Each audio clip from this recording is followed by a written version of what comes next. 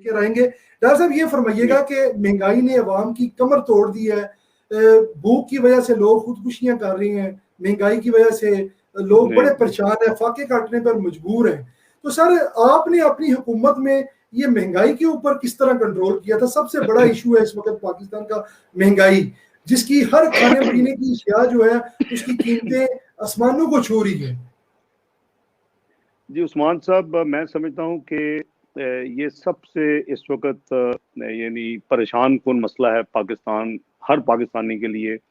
ये लम्हा फिक्रिया है कि 3 साल में जो कीमतें जहाँ पहुँच चुकी हैं, कोई भी आप चीज़ ले लें, आप चीनी की कीमत ले लें, वो 50, 52, 53 रुपये होती थी, वो 110, 15 पे जा चुकी है। अब आटे की कीमत ले लें, वो 30, 35 रुपये किलो होता था, 80 रुपये पे जा चुका है। आप बिजली, जो गरीब तरीन लोगों का 2 रुपए का यूनिट था, जिसको हमने 2 रुपए से आगे नहीं जाने दिया और कहा कि नहीं ये तो बेचारे अफोर्ड ही नहीं कर सकते, जो 50 यूनिट तक इस्तेमाल करते हैं, या 100 यूनिट तक का जो स्पेशल रेट था 5.5 रुपए, वो आप देखेंगे 2 रुपए के इन्होंने रेट को करीबन 6 रुपए के ऊपर ले जा चुके हैं, और अभी और अंदिया आ रहे हैं कि जो मजीद इजाफे का इम्कान है। और फिर आप अद्वियात को देख लें कि हम जो लाइफ सेविंग ड्रग्स और दूसरी अद्वियात थी, हमने अपने अल्हम्दुलिल्लाह टेन्योर में उनकी कीमतों को बिल्कुल नहीं बढ़ने दिया। और मुझे याद है एक दफ़ा 15% का इजाफा हुआ तो फौरी हमने इकोनॉमिक का कोऑर्डिनेशन कमेटी, जिसका फाइनेंस मिनिस्टर चेयरमैन होता है, उसको बुलाया, उसमें हमने फैसला किया और उनको मजबूर किया, हेल्थ मिनिस्ट्री को और जो रेगुलेटरी अथॉरिटी के इस इजाफे को वापस लिया। तो आप देखेंगे कि जो असेंशियल कमोडिटीज थी हमारे ज़माने में, खाने पीने की चीनी, आटा, दालें, घी, इस तरह की अद्वियात, बिजली का बिल, गैस वगैरह, उसमें हमने सख्त निगरानी की अवाम के इंटरेस्ट में, और इंश्योर किया कि जी उसके बोझ न पड़े अवाम के ऊपर। वही वजह थी उस्मान साहब कि आप अगर स्टैटिस्टिक्स निकाल लेंगे तो करीबन हमारे दौर में इन चीज़ों में 4 से 5% इजाफा सिर्फ हो। आज अगर आप उसको देखेंगे तो कोई ऐसी चीज़ नहीं है जो डबल से ज़्यादा नहीं हुई, बल्कि अद्वियात तो 300 से 500% तक कीमतों में इजाफा हुआ है। आपके जैसे मैंने भी आपको गिनवाया, आटा, घी, चाले, दालें, चीनी वगैरह, ये इसमें भी दोगुनी कीमतें हो चुकी हैं। तो इसकी आप कहेंगे कि इसकी बुनियादी वजह क्या है? दो बुनियादी वजूहात हैं। एक ये है कि इन्होंने जो रुपए की कदर, चूंकि IMF ने इनको इनसे पहले रगड़वा लिए, प्रोग्राम से पहले ही, और इनसे उन्होंने स्लाइड करवा दिया।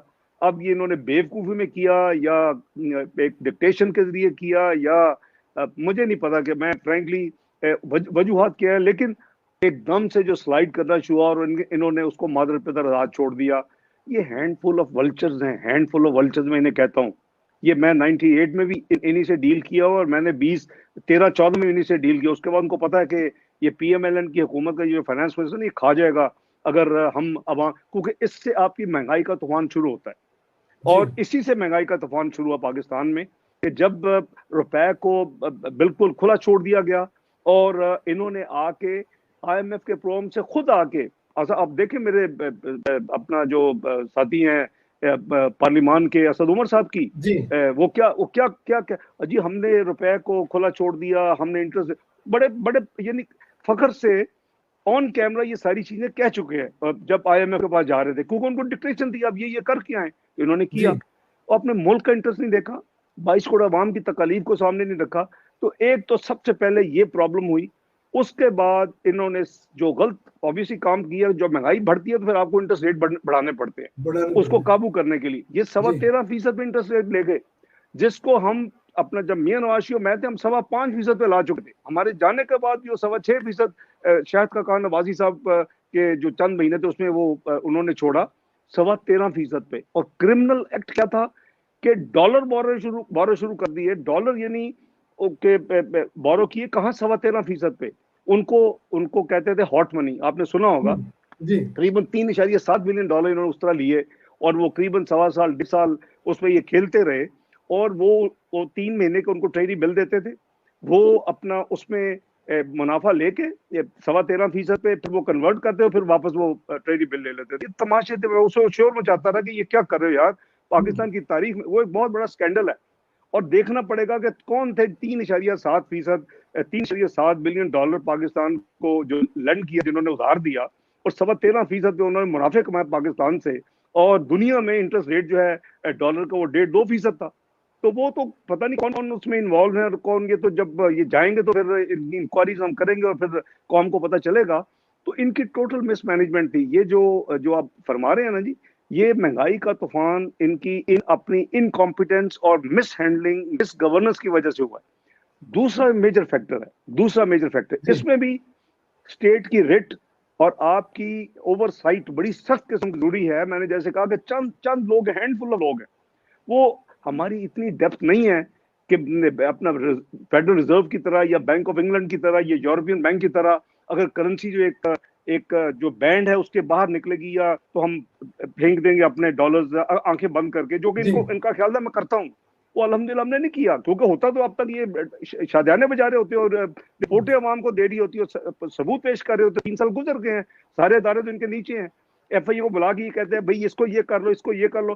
तो चूंकि है ही कुछ नहीं, तो कर ही कुछ नहीं सके, दिखा ही कुछ नहीं सके। ना कर्जों में 1 रुपए की रेगुलरिटी इनको मिली, ना इनको अपना जो कहते थे जी 2 बिलियन महीने के ये खर्च करते हैं डॉलर को स्टेबल रखने के लिए। तो मैं अर्ज कर रहा हूँ कि इसमें इन्होंने लैक किया। इनको ना तजर्बा था, ना इनकी को कमिटमेंट थी, ना इनको आवाम की तकलीफ थी, तो इन्होंने उसको बेड़ा गर्क करके रख दिया।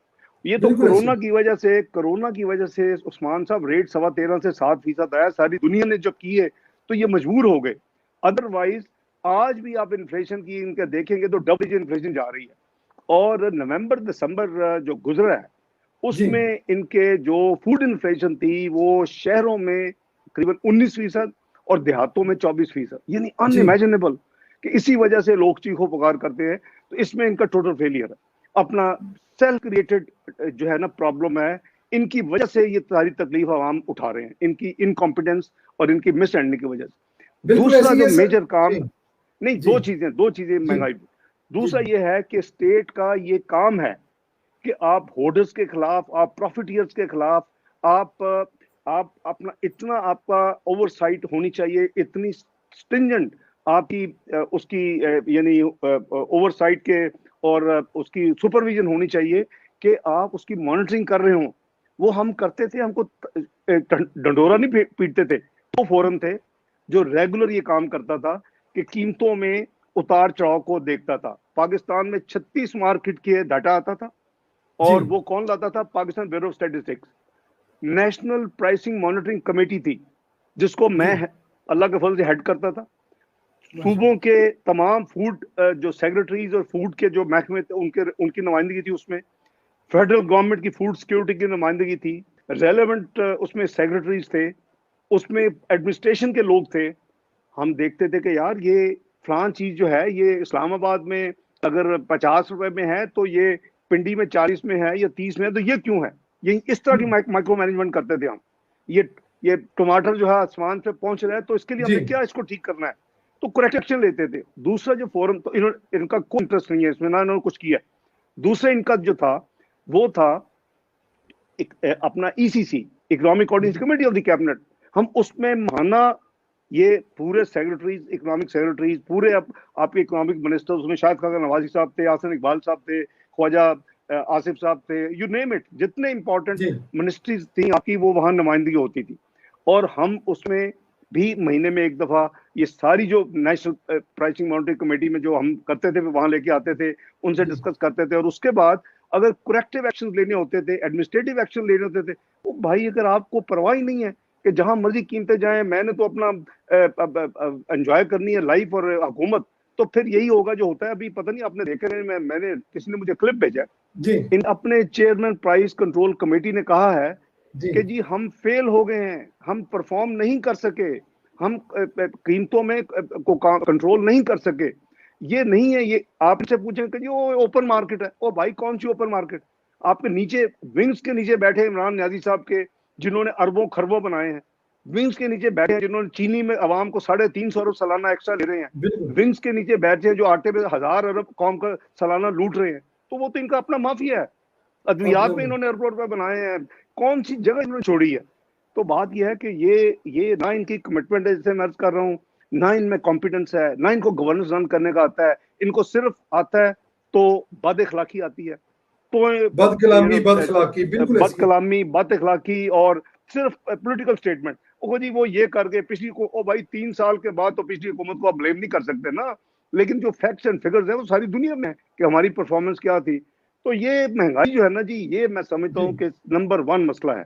बिल्कुल तमाम जी, पार्लियामेंट को इसके ऊपर फोकस करना चाहिए फोकस और करना चाहिए। हुकूमत को मजबूर करना चाहिए कि आप इसको कंट्रोल करें, क्योंकि अवाम के बस में नहीं है अब 2 वक्त की रोटी, बहुत बड़ी मेजॉरिटी का ये हाल